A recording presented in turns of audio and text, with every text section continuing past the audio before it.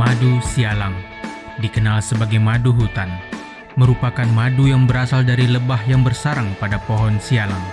Umumnya, berasal dari jenis lebah Apis dorsata. Ditandai dengan koloni lebah yang jumlahnya bisa puluhan, bahkan ratusan koloni dalam satu pohon.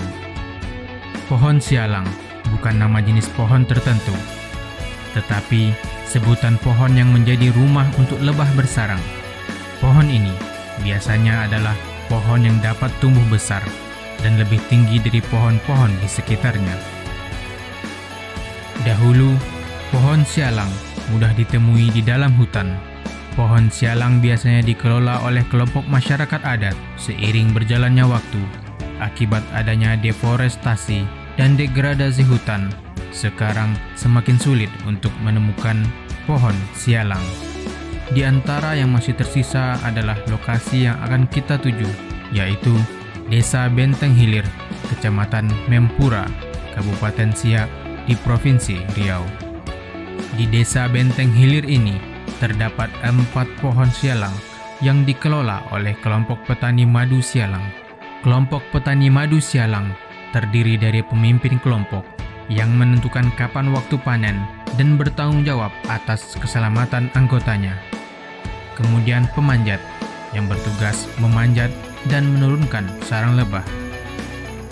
Dan yang terakhir, tukang sambut atau pengumpul madu menunggu di bawah untuk menerima sarang lebah dan meniriskan serta menyimpan ke dalam wadah yang telah disediakan. Walaupun harganya relatif lebih mahal, madu sialang tetap menjadi buruan para konsumen karena sifatnya yang alami, bukan dari hasil budidaya.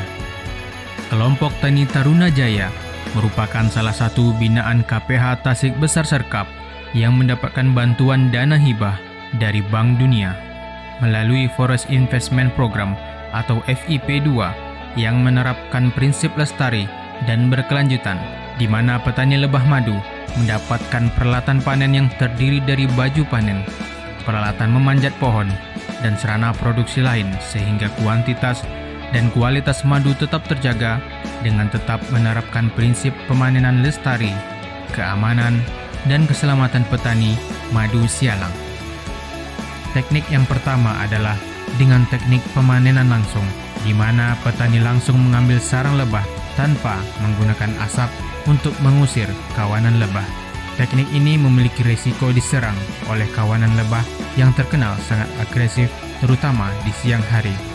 Untuk menghindari risiko tersebut, digunakan pakaian khusus yang terdiri dari topi, baju, dan celana, serta kaos kaki yang tebal.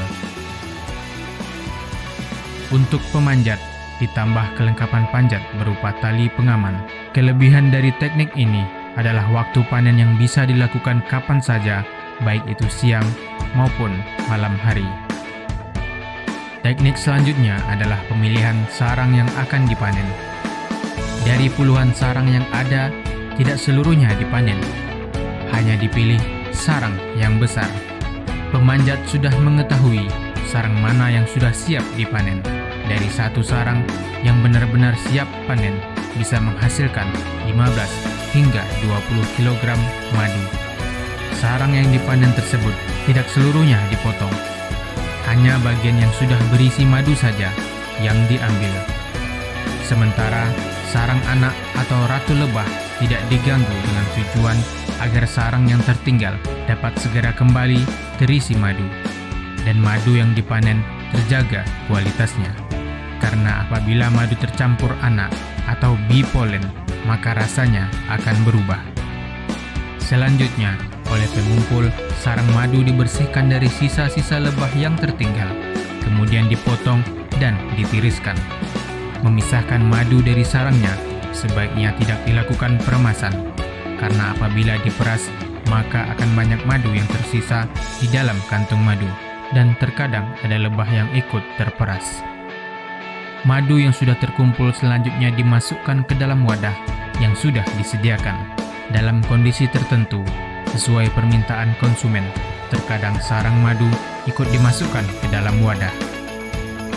Melalui teknik panen lestari, yang dilakukan oleh kelompok tani madu Desa Benteng Hilir tersebut paling lama 3-4 bulan sekali dapat dilakukan pemanenan madu sialang dengan hasil 300-400 kg setiap kali panen. Hasil ini tergantung dari kondisi cuaca. Penurunan hasil panen madu biasanya pada saat musim hujan atau terjadi kabut asap akibat kebakaran hutan dan lahan. Oleh sebab itu, mari bersama-sama kita menjaga kelestarian hutan. Hutan terjaga, masyarakat sejahtera.